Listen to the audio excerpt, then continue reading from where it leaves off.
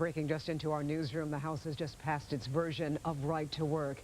Good evening. Governor Snyder says the measure will give people more freedom. But opponents disagree. Many of them union members just don't see it that way. Today they crowded the outside and the inside of the Capitol, filling 3 floors of the rotunda.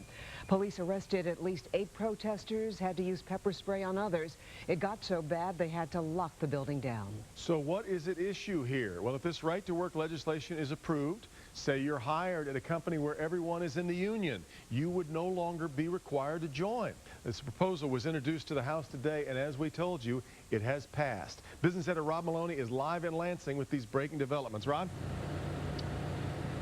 Devin, this is the bare-knuckle brawl that the governor was hoping to avoid. For the last 3 years, we've been asking him about it, and he kept saying it's not on his agenda. Well, it is now.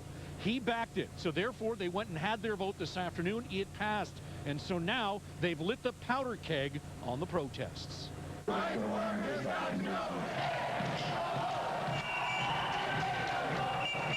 The scene inside the Michigan Capitol reminiscent of Wisconsin earlier this year, yet the protest much smaller deliberately, kept to only a few hundred angry union members. The Senate chamber doors protected by a crowd of state police now because earlier in the day, protesters stormed it with only 2 officers on guard.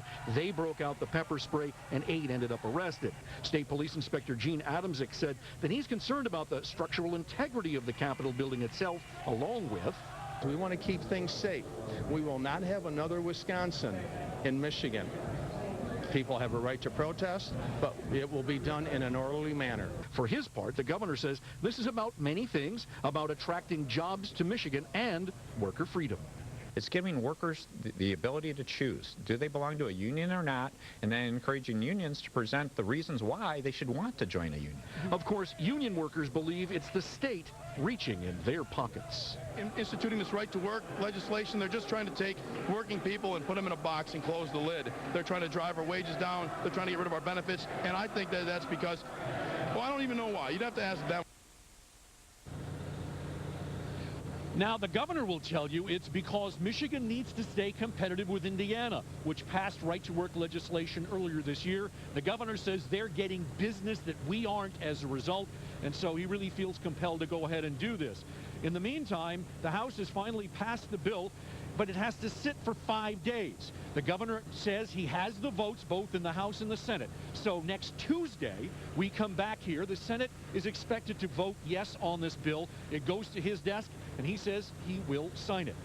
Let the protests begin. Back to you. James Buchanan said, I like the noise of democracy. He would love today. Rod, so game on. Where are we likely headed? Well, you know, one of the things that I've been told we can expect is recalls, particularly for Republicans in heavily Democrat areas. One of the people I've heard could be in trouble, Randy Richardville, who was the Senate Majority Leader. Yeah. There are others that could have trouble as well with recall elections, but we could also see another ballot proposal that would undo this law. Let the voters decide. That will be the proclamation, and I think we can expect to see that, if not next November, the one after that for sure. All right, some would argue that we've had that vote, I guess, on Proposal 2. We'll see where it heads with another go-round. All right, Rod Maloney reporting from a very busy Capitol. Really? Now, you know, this has happened in other states. Michigan's not alone with similar unsuccessful protest. Roger Weber joins us now with a look at the impact right to work has had. And there is life after a state becomes a right to work state. Roger? Well, Carmen, the issue coming to a boil now in Lansing has really been out there for at least 65 years since the passage of the Taft-Hartley Act.